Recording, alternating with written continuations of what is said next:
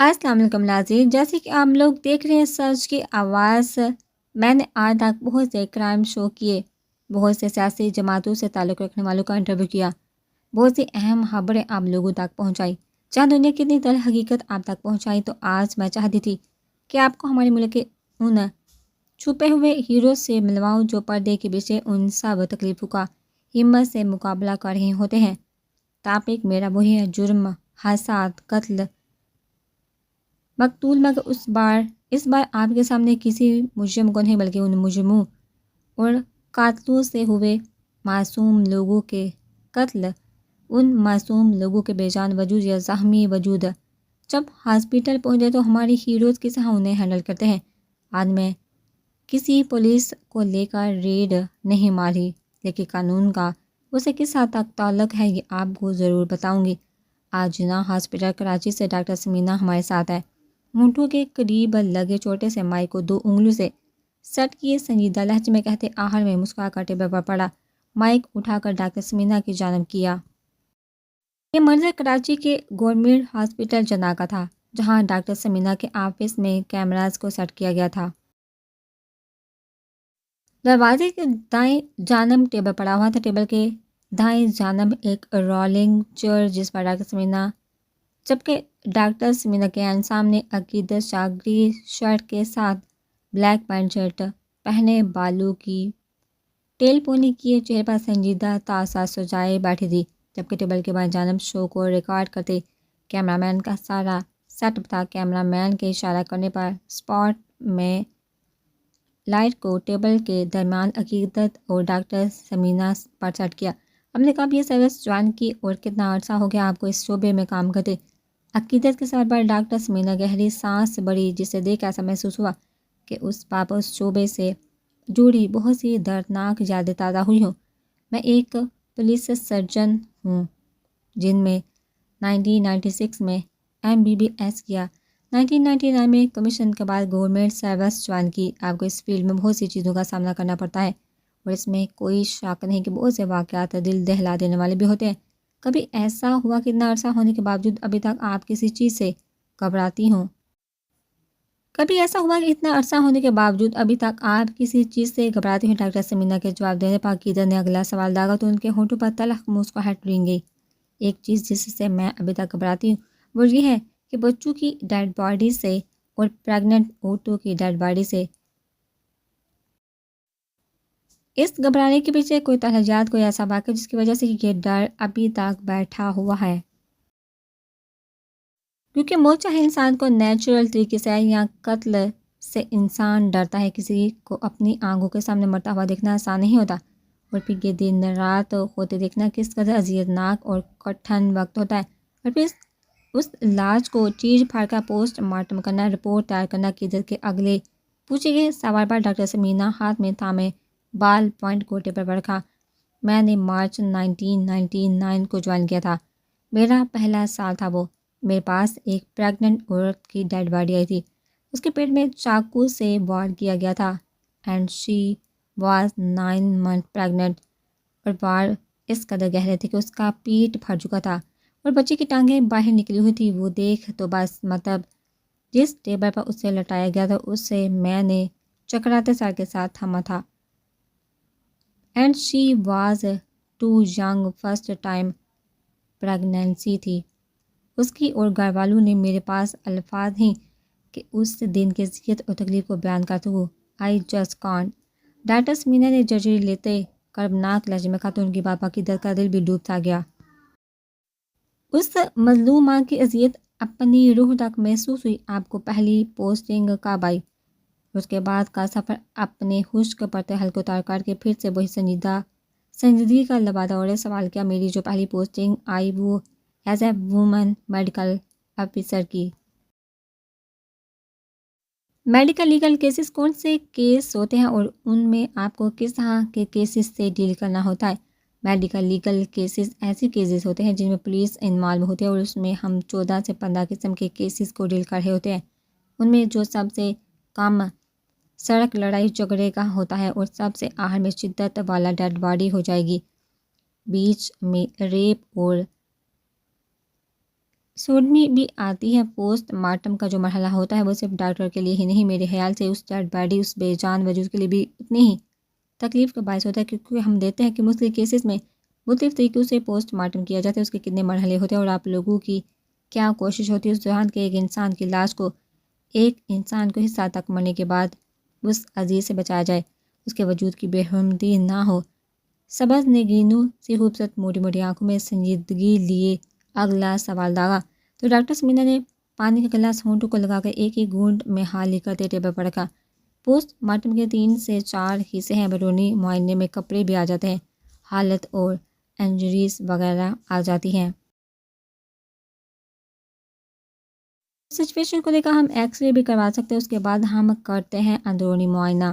اندرونی معائنے کے لیے ہمیں کانٹے کی بھی ضرورت پڑ سکتی ہے، کاٹنے کی بھی ضرورت پڑ سکتی ہے۔ کچھ سیمپل ایسے ہوتے ہیں جنہیں ڈائریکٹ لیا جا سکتا ہے، جیسے منہ کا ناک کا، جہاں جتنی ضرورت ہو اتنی باڈی کھولنی پڑتی ہے، اور جہاں ضرورت نہ ہو جیسے کہ روڈ ایکسیڈنٹ ہو گیا،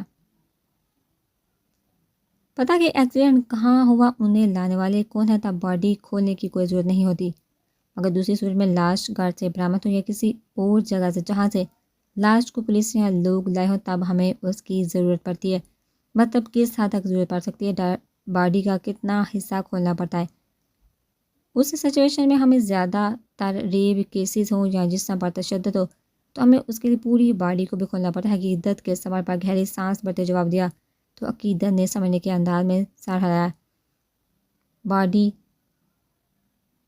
ہینڈ اوور کرتے وقت کیا کوشش ہوتی ہے؟ باڈی ہینڈ اوور کرتے وقت ہماری کوشش ہوتی ہے کہ باڈی کو کم سے کم ڈس ریگرڈ کیا گیا ہو۔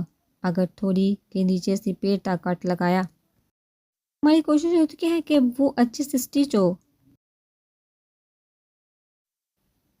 ایبڈومن کے سیمپل لینے سے، پیٹ کو کٹ لگانے سے پیٹ اندر چلا جاتا ہے، ساتھ تب ہم کپڑا رول کر کے رکھتے ہیں۔ اس کا مطلب یہ نہیں ہوتا کہ ہم باڈی پارٹس نکال لیتے ہیں۔ بہت سے لوگ یہی سوچتے ہیں کہ جس میں روئی یا کپڑا رکھا ہے تو پارٹس نکالیے۔ اس کا مطلب یہ ہوتا ہے کہ جب ہم باڈی ہینڈ اوور کریں تو گھر والے کو اسے دیکھ کر برا نہ لگے۔ آپ کے سروس کے عرصے میں کافی بلاسٹ بھی ہوئے تو اس دن کیسے سچویشنز کو فیس کرنا پڑتا تھا؟ اپنے کان میں لگی بلوٹوتھ پر کیے گئے سوال کو دہرایا۔ اس وقت میں باڈیز ادھیری ہوئی حالت میں ملتی تھی، تب ہم باڈی کے ایک ایک حصے کو پراپرلی سٹچ کر کے فیملیز کے حوالے کرتے تھے۔ ڈومیسٹک وائلنس میں آپ کے پاس کس طرح کے کیسز آتے ہیں؟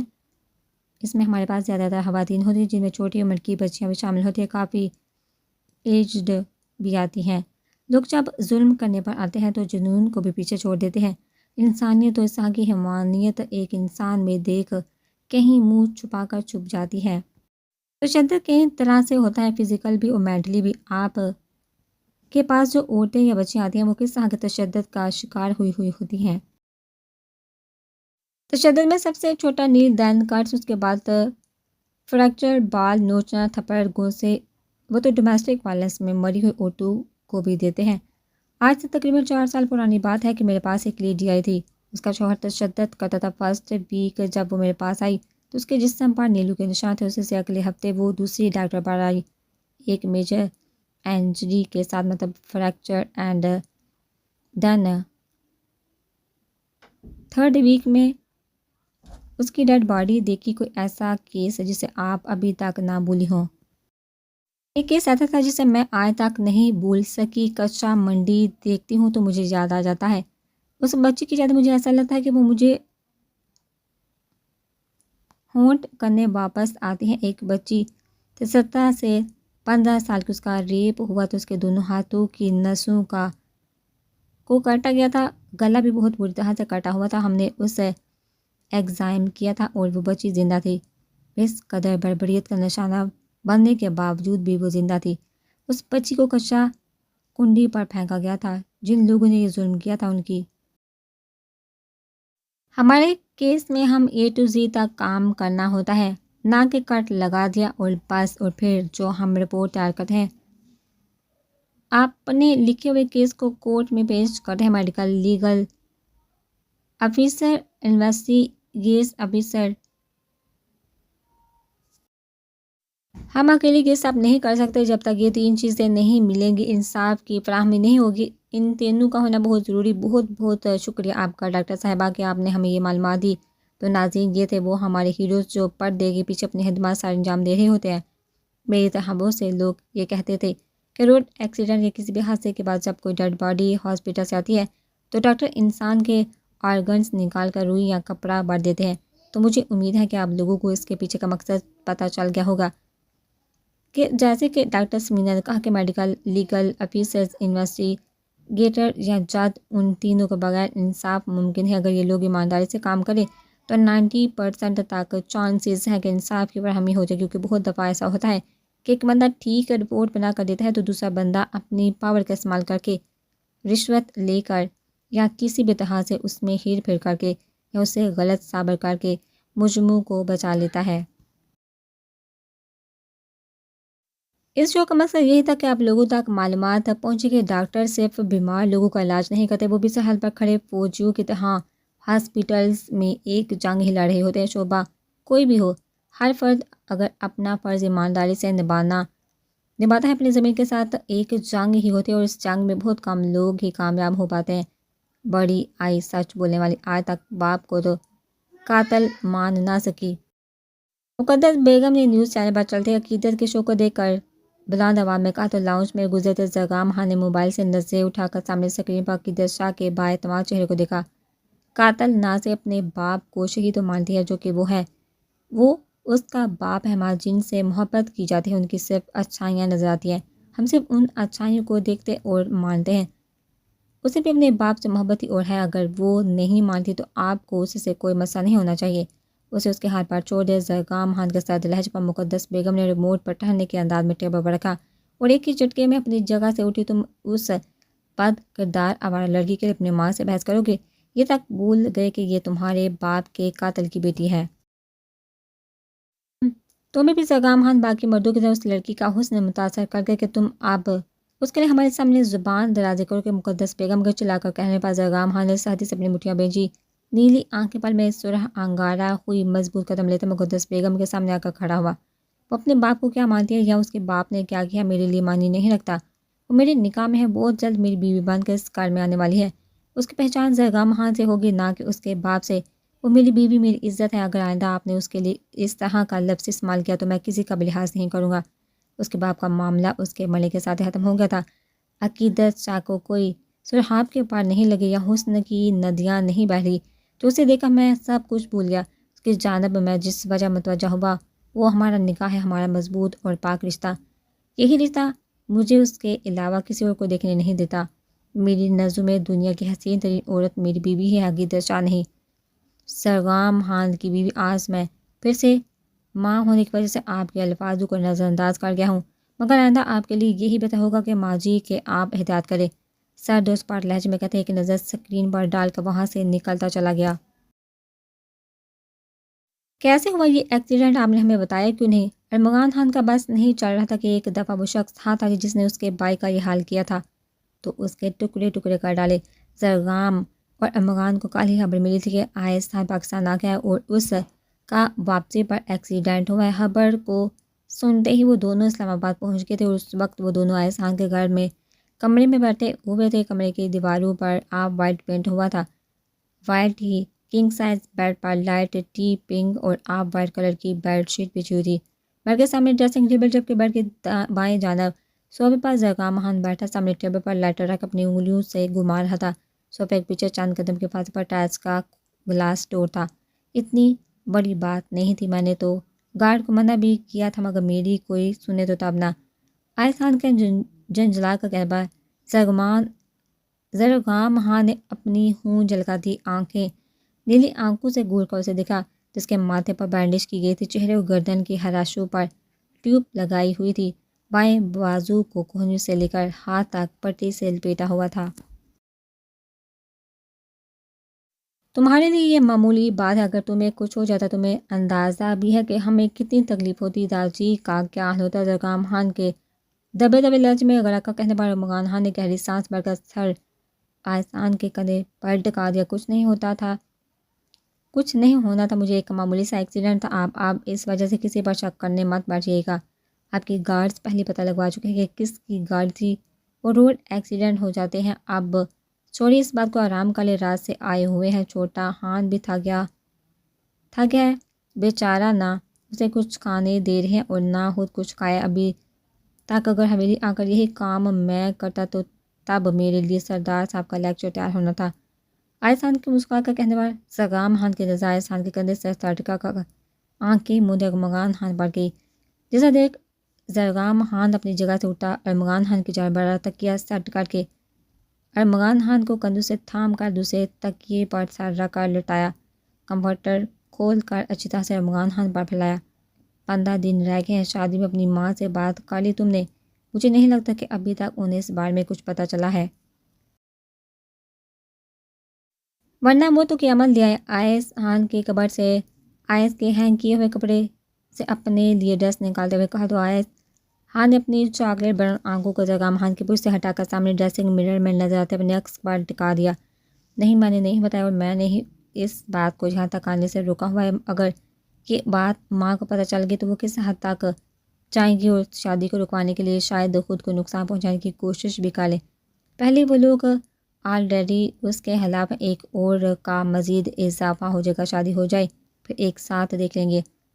آئس خان مدم کہکا لگا کر تو زرگام خان نے مسکراتے ہوئے سر جھٹکا کہ نہ ہو شادی کے بعد بیوی کے سامنے عزت ہو جائے آپ کی۔ میڈیا آئس خان کے بنگلے کے باہر کھڑی اس کا انتظار کر رہی ہو کہ بیوی کے ساتھ گھر آ رہے، گھر پہنچے تمام لات مار کر باہر پھینک دی، پھر کیا عزت رہے گی بیوی اور میڈیا کے سامنے۔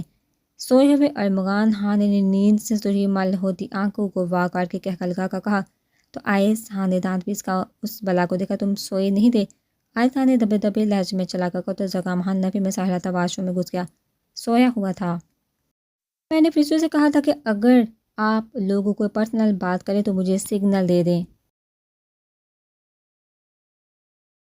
ارمغان خان نے اپنے دانتوں کی نمائش کرتے ہوئے کہا تو آئس خان کے دائیں ہاتھ کا مقابلہ ساتھ تھا، جسے ارمغان خان کی نیند باغ سے اڑی اپنے سرخ پڑتے ناک کو تھامے شکوہ کے نظروں سے آئس خان کو دیکھتا تعین فان کرتا دروازے کی جانب بڑھا۔ اپنے پیچھے آئس خان کی بلند کہگی کی آواز سن ارمغان خان کے ہونٹوں پر بھی مسکراہٹ رنگی۔ یہ منظر ہدایق شاہ کے اسلام آباد میں بنے فارم ہاؤس کا تھا، جس کے بیک سائڈ پر سرسبز میدان پر عقیدت شاہ اپنے گھوڑے پر گرد سواری کر رہی تھی، جبکہ بہرام، حوریہ اور سلوہ شادی کی شاپنگ کے لیے گئے ہوئے تھے۔ اپنے سفید گھوڑے کی بانگ پکڑے تیز ہواؤں سے باتیں کرتی وہ آگے بڑھ رہی تھی۔ اچانک میں پیچھے عجیب سے شور سے عقیدت نے گردن موڑ کر پیچھے دیکھا تو دھک سے رہ گئی، جبکہ عقیدت کے دیکھنے پر اپنی جیپ میں بیٹھے زرگام خان نے آنکھ ونک کی، جس پر عقیدت نے سرپرا کر چہرے کا رخ پھیر لیا۔ بانگ کو کھینچتے گھوڑے کی رفتار کو تیز کیا اور زرگام خان جانتا تھا کہ وہ اسلام آباد میں ہی ہوگی، کیونکہ 2 دن پہلے ہی تو اس کا شو ہوا تھا۔ بہرام شاہ کا نیوز چینل بھی تو اسلام آباد میں تھا، اور عقیدت جو بہرام شاہ کے چینل کے علاوہ اور کہیں بھی کام کرنے کی اجازت نہ تھی۔ عقیدت کے اس شوق کا اندازہ بہرام و ہدایق کو پہلے ہو گیا تھا، جسے دیکھ بہرام شاہ بھی اس فیلڈ کا حصہ بن گیا تھا۔ یہ اس کا شوق نہیں تھا، مگر عقیدت کے لیے اس نے کیا، کیونکہ وہ جانتا تھا کہ ویسے اسے کوئی بھی اجازت نہیں دے گا، اس لیے اس نے اپنا چینل بنایا۔ دن رات کی انتھک محنت سے اب اس کا چینل ملک کے مشہور نیوز چینل کی لسٹ میں آتا ہے، اور اس میں برابر کی حصہ عقیدت شاہ بھی تھی، جو کہ پہلے UK میں، اس کے بعد پاکستان کی ٹاپ جرنلسٹ تھی۔ نیوز ہوسٹ کرنے کے علاوہ عقیدت نے اپنے کرائم شو سچ کی آواز کا آغاز کیا۔ زرگام خان عقیدت کی ہر ایک چیز سے واقف تھا، وہ سطحی سوچ کا مالک نہیں تھا۔ جس طرح اس کی بیوی لوگوں کی آنکھوں میں آنکھیں ڈال کر ان کا مقابلہ کرتی تھی، جس طرح ان ظالموں کو بے نقاب کرتی تھی، زرگام خان کا سینہ فخر سے چوڑا ہو جاتا تھا، مگر کچھ معاملوں میں وہ کمپرومائز نہیں کر سکتا تھا۔ اس فیلڈ میں غیر مردوں کا عقیدت کے ارد گرد ہونا زرگام خان کو انگاروں میں گھسیٹ دیتا تھا۔ عقیدت شاہ نہیں جانتی تھی کہ وہ کس طرح خود پر جبر کیے بیٹھا ہے۔ اپنے سے آگے بڑھتی عقیدت شاہ کو دیکھ زرگام خان کی سمندر سے گہری نیلی آنکھوں میں چمک اتری، ہونٹوں پر مانی ہنسی مسکراہٹ آئی۔ عقیدت کی پشت پر ایک گہری نگاہ ڈال کر اپنی جیپ کی سپیڈ تیز کی، اپنے دائیں جانب اپنے بالکل قریب زرگام خان کی جیپ کو محسوس کر کے عقیدت نے سختی سے اپنے جبڑے بھینچے۔ اسے اندازہ ہو گیا تھا کہ اسے چرانے کے لیے مقابلہ کیا جا رہا ہے۔ وہ نہیں جانتی تھی وہ یہاں کیوں آیا، مگر جانتی تھی تو اتنا کہ اب عقیدت کا خون خشک کیے بغیر وہ نہیں جایا